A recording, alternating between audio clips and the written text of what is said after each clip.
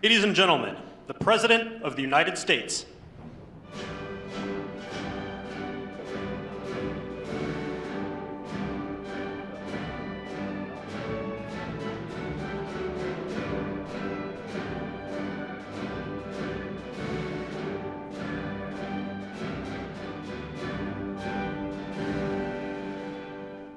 Thank you very much. Thank you.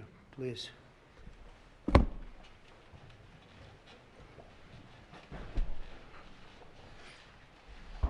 Oh, it's a great honor to have all my friends here. It's like Old Home Week. What a job you're doing. And thank you very much for that. We want to begin by thanking the people that have done such a great job at the White House. They have been doing really incredible work during a shutdown. I don't even know if they're supposed to be working, but they wouldn't miss a day. So I just want to thank everybody for that very much. And we're here today to discuss a sweeping, unprecedented, and historically successful operation that my administration has carried out in recent weeks to arrest, prosecute, and permanently remove members of foreign drug cartels from American soil. And the people gathered around this table are the ones that are doing it, and in this room. Some of them sitting a little behind. In fact, some of them I'm surprised are not actually at the table. You people should be very insulted by that.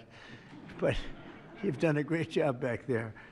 On my first day in office earlier this year, I signed an executive order to officially designate the drug cartels and savage transnational gangs as foreign terrorist organizations. It was my honor to do so.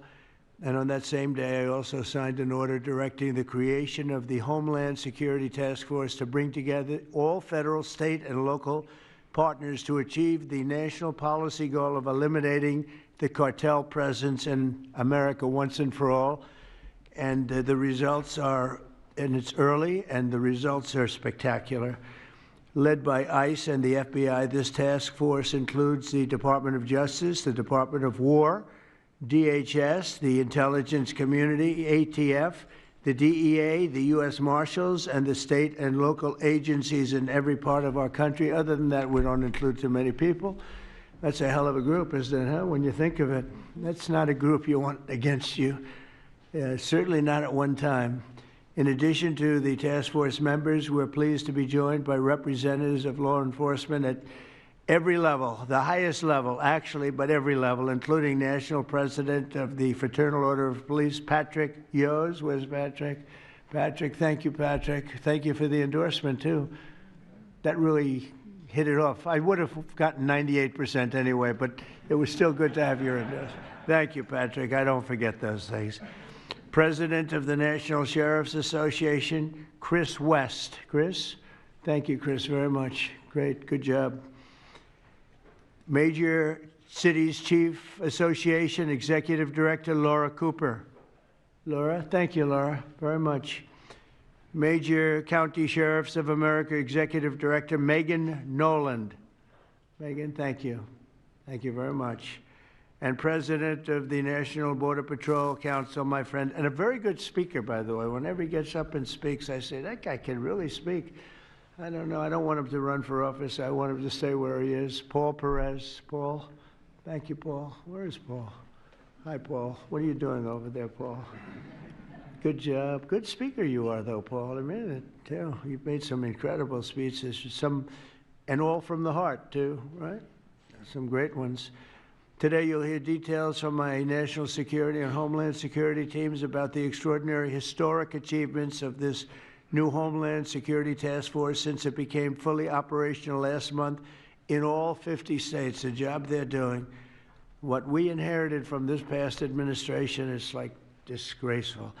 In a matter of weeks, the task force has made the largest number of arrests of cartel leaders, operatives, and gang members in American history, more than 3,000 and counting. That includes members of the ultra-violent New Generation Cartel, the Sinaloa Cartel, the LNFM Cartel, MS-13 Cartel, and you know MS-13, the gang, and Tren de Aragua, another beauty. That's a group of real garbage we have to deal with, that we shouldn't have to deal with.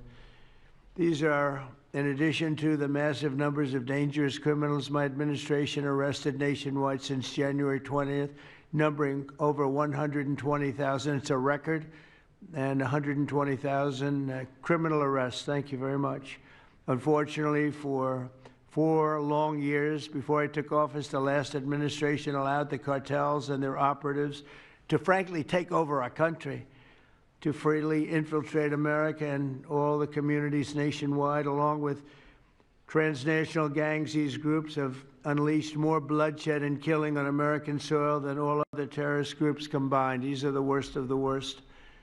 It should now be clear to the entire world that the cartels are the ISIS of the Western Hemisphere, in addition to their monstrous violence, such as cutting off heads, burning their enemies alive, and burning innocent people alive, too, by the way. The cartels control large swaths of territory. They maintain vast arsenals of weapons and soldiers, and they use extortion, murder, kidnapping to exercise political and economic control. Thank you very much, Joe Biden, for allowing that to happen. Biden surrendered he just surrendered our country to the cartels. Don't worry, it gets better. We're taking it back. It's really fast at levels that nobody's ever seen before. But what we had to put up with, what we inherited, was just a disgrace. And while Biden was president, if he was president, I think the Autopen was president, not Biden, nearly 100% of those who infiltrated our southern border did so because they were personally approved. They admitted they were just what happened, assisted by the most dangerous and violent criminal organizations anywhere on the planet. The worst people on the planet they allowed into our beautiful country. Under the Trump administration, we're finally treating the cartels as the core national security threat that they really are. The cartels are waging war on America, and just as I promised in the campaign, we're waging war on them like they've never seen before. All you have to do is turn on your television and you'll see what's happening to them. Past administrations have tried to mitigate this threat, and our objective is to eliminate it. We're not mitigating, we're eliminating. We're getting them out. The bad ones we're putting in prison. We hate to do that because that means we're stuck with them for 50 years or more. In recent weeks, our Homeland Security Task Force has seized more than 70 tons of deadly narcotics, along with more than 1,000 illegal guns. And that's just recently. This is already the most successful anti-cartel and anti-gang operation in American history, and it's just getting started. We have incredible people. A lot of them are in this room with us today, and it's an honor to have them. But we're going to not stop until the threat has been fully and completely eradicated. I want to thank task force members with us today, including a person who's doing a fantastic job, Attorney General Pam Bondi. Thank you, Pam. Thank you. Secretary of War Pete Hegseth. Sounds so much better than Secretary of Defense. I don't know. Do you guys agree with that? I don't know. It sounds, we won the First World War, the Second World War. I would say everything before and everything in between. And then we got woke and we said, well, let's call it defense. I think we like it this way better. It's funny. That's something I thought it would be maybe controversial. And it's only controversial that we changed the name in the first place. It's not controversial at all. It's been unbelievably well accepted, Pete. Hasn't it, right? It's been pretty amazing. I thought it would be controversial. People want to have our country back. People want to do exactly what we're doing right now, and we're getting a lot of credit for it, and we should. I want to thank, though, Pete. You're doing a great job. Pete Hegseth. Secretary of Homeland Security, Kristi Noem. Kristi, thank you very much. Director of National Intelligence, Tulsi Gabbard. Tulsi, good job. And the heads of all of the law enforcement agencies all throughout the room. You're really amazing, the job you've done.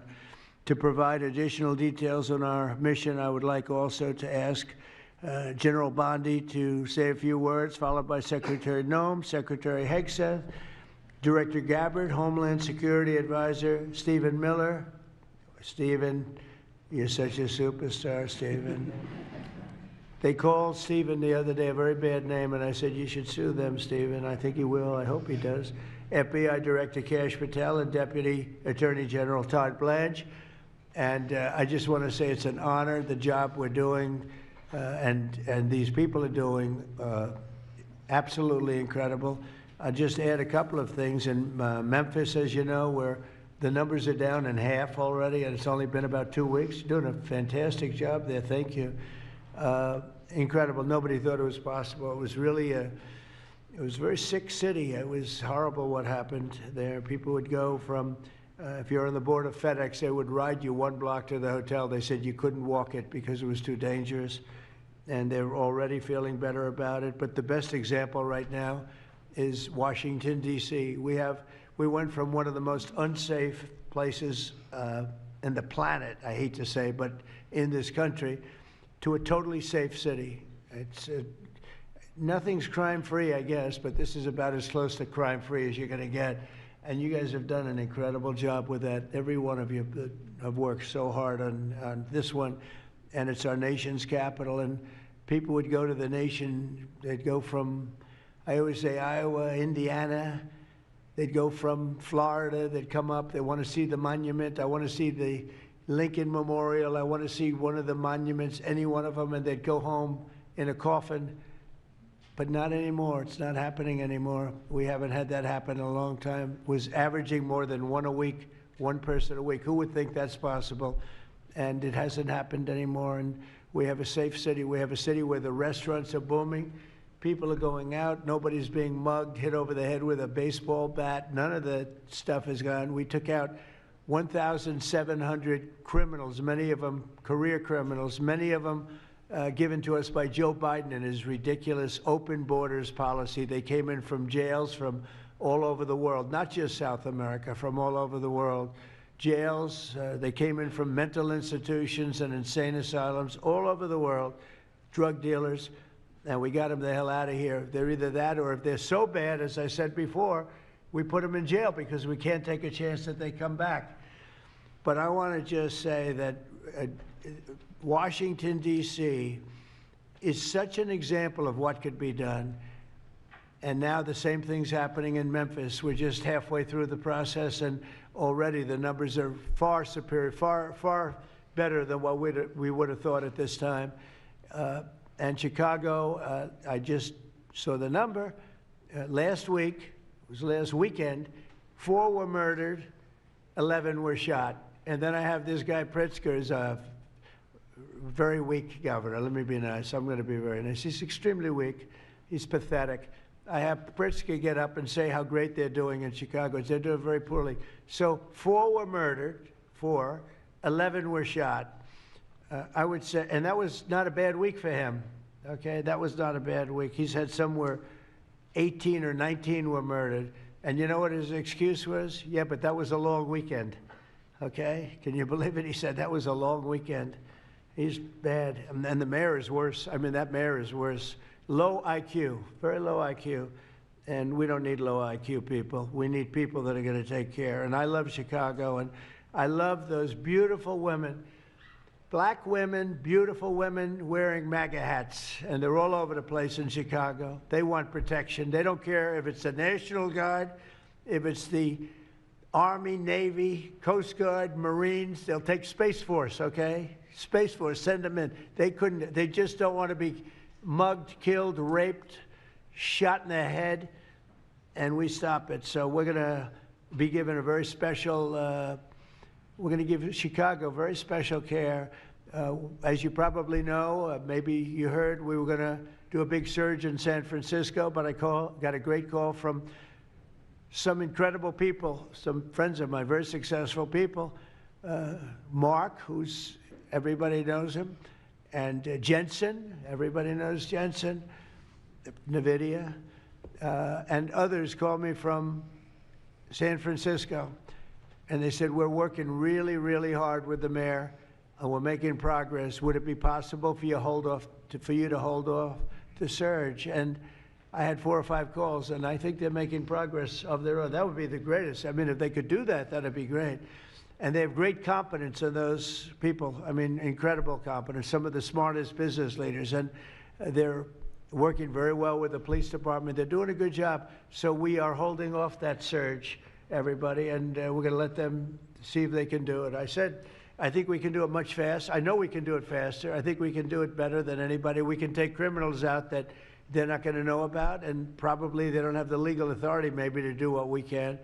But I'm okay with it, and we're going to let San Francisco, has the potential to be, it was a great, great city, has the potential very quickly to be a great city again. And these are the companies that are there that are all working, and those are the people that asked me, could you do away with the surge, and let's see how it works. And we'll do that. If we need to, we'll do it, but it's possible that we won't need to, and we will be focusing on other places like Chicago.